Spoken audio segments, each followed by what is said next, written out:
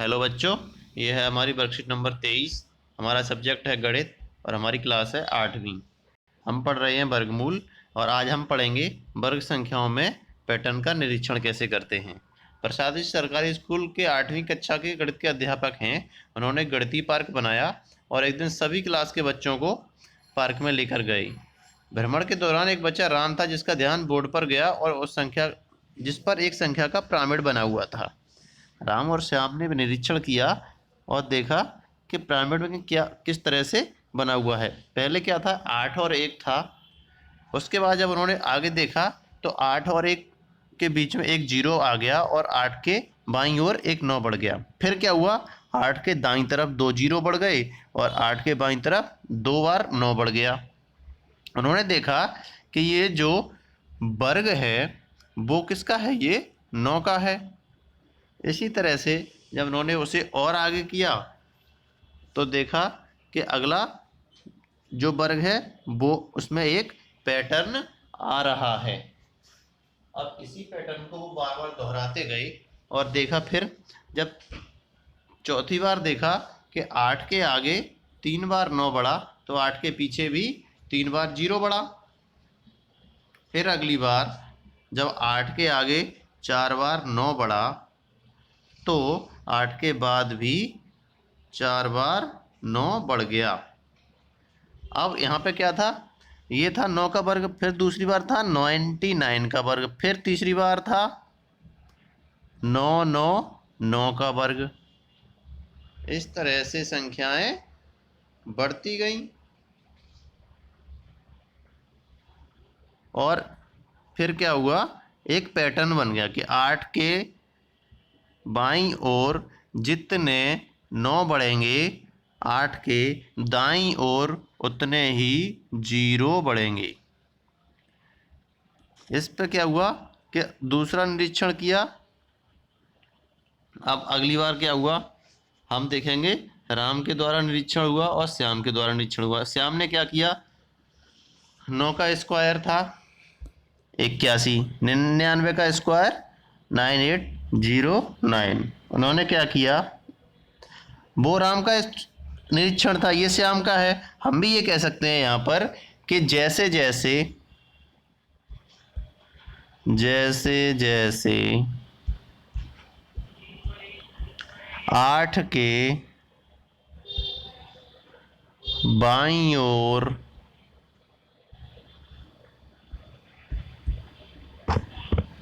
9 बढ़ता है वैसे वैसे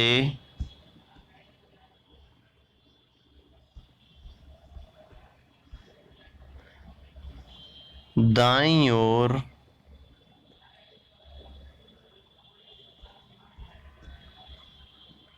शून्य बढ़ता है।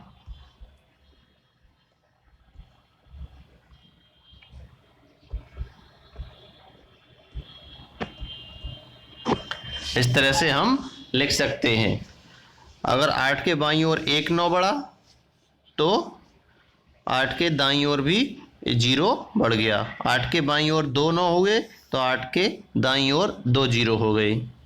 और जो यहाँ पर 9 की संख्या है वो बाईं ओर इन 9 की संख्या से एक कम रहेगी। यहाँ पर 3 बार 9 है, यहाँ पर 2 बार 9 है, यहाँ पर 4 बार 9 है, यहाँ पर 3 बार 9 है, यहाँ पर 5 बार 9 है, यहाँ पर 4 बार 9 है। इसी तरह से हम आगे देखें तो आगे किस तरह से होगा ये। 1 का वर्ग 1, 2 का वर्ग 111 का वर्ग 121, 111 का वर्ग 1 2 3 2 1। तो जैसे जैसे हमारा 1 बढ़ता है वैसे वैसे बीच में एक अंक बढ़ता है। जब हमने 11 हुआ तो यहाँ 3 अंक का हो गया। जब यहाँ पे 111 हुआ तो ये 5 अंक का हो गया। फिर ये जब 4 अंक का हुआ तो ये 7 अंक का हो गया। फिर ये जब 5 अंक का हुआ तो ये 9 अंक का हो गया। तो 1 3 5 7 9 इस तरह से इसके अंक बढ़ रहे हैं। तो हम लिख सकते हैं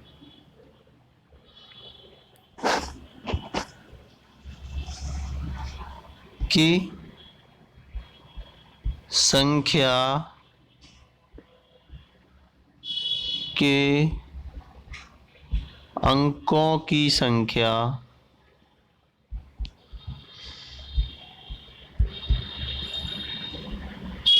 हमेशा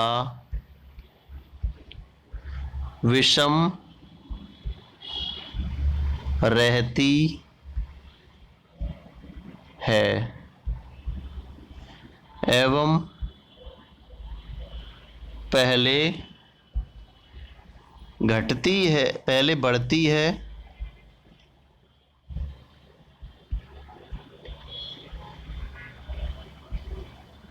एक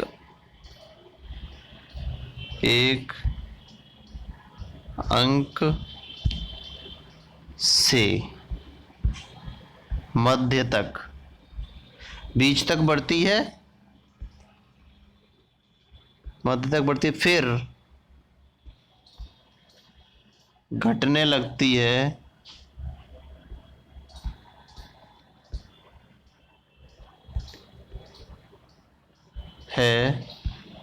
और 1 पर पहुंचती है।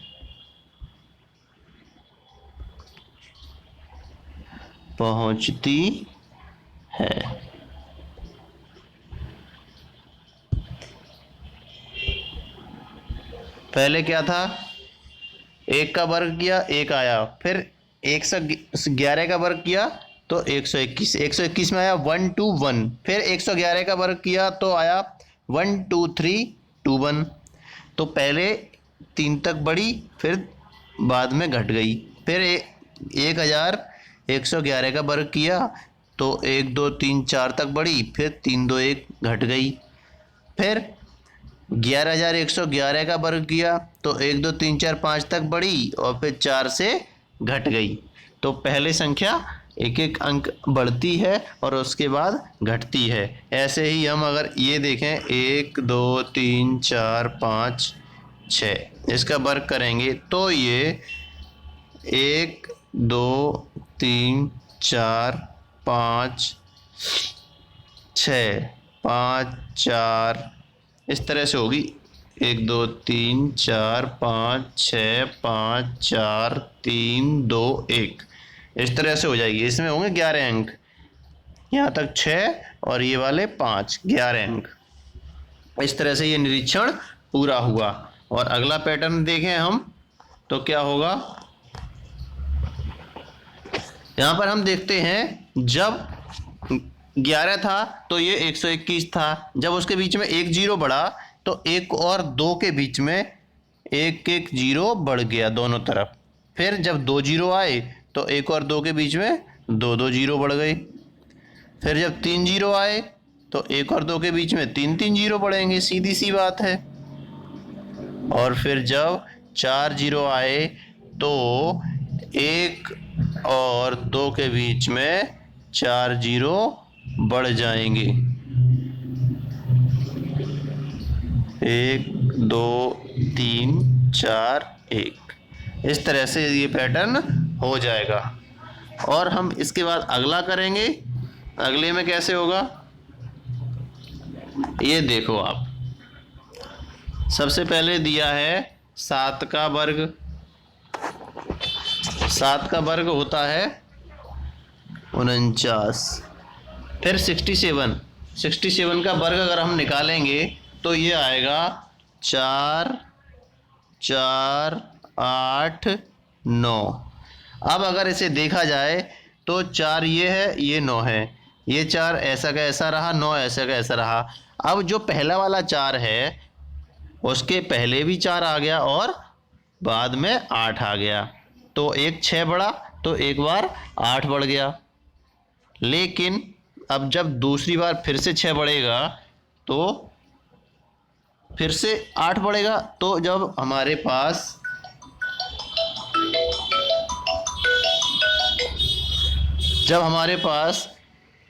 667 का स्क्वायर होगा तो ये हो जाएगा 4 4 4 और 8 8 9।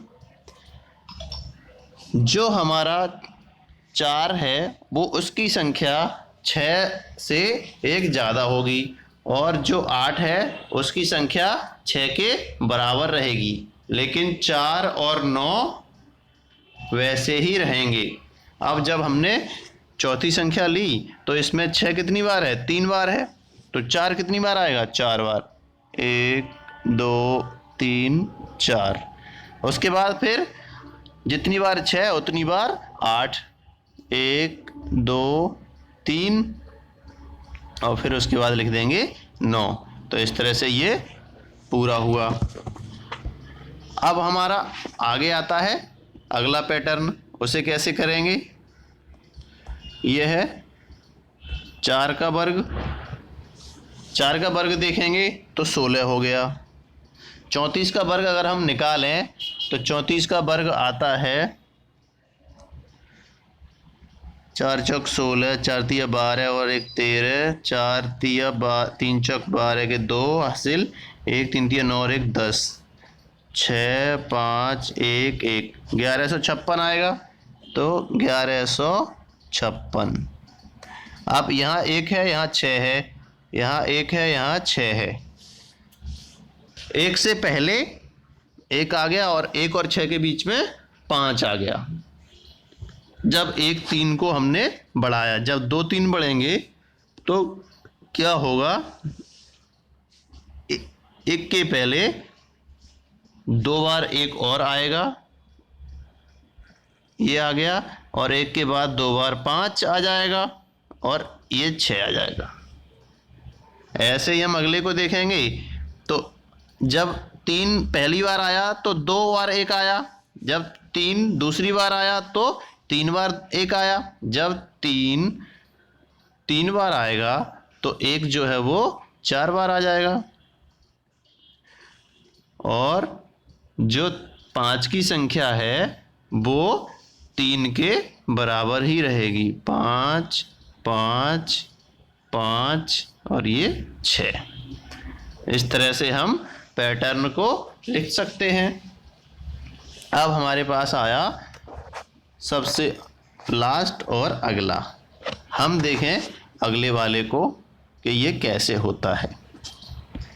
अगर आप इसे देखें तो जैसे हमारा ऊपर की तरफ ये बढ़ रहा है वैसे ही ये हमारा कुछ नीचे की तरफ भी बढ़ रहा है। जैसे हमारा 11 का पैटर्न था, ये वाला 1 2 3 जा रहे थे, फिर 2 3 2 1 आ रहे थे। इसमें क्या है? 10 20 30 जाएंगे, फिर बाद में लौट के आएंगे। अब देखो इसे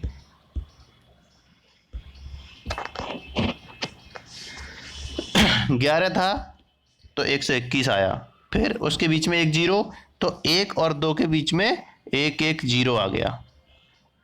फिर क्या हुआ? 1 0 1 0 1, जब ये 5 अंक की हो गई तो ये हो गई 7 अंक की, सॉरी 9 अंक की।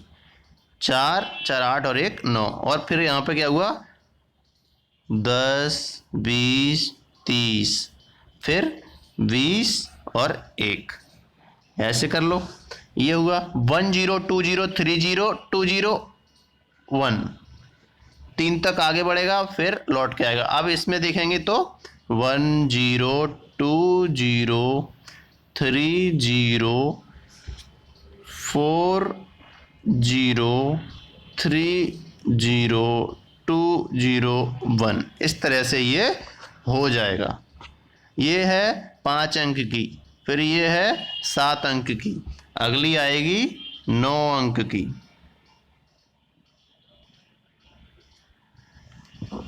और इसके लिए इन्होंने पूरा ये लिख दिया है। इस तरह से ये आपका पैटर्न का निरीक्षण हो गया और ये वर्कशीट आपकी पूरी हो गई। अगर कोई भी समस्या होगी तो बच्चे बेझिझक पूछेंगे। धन्यवाद।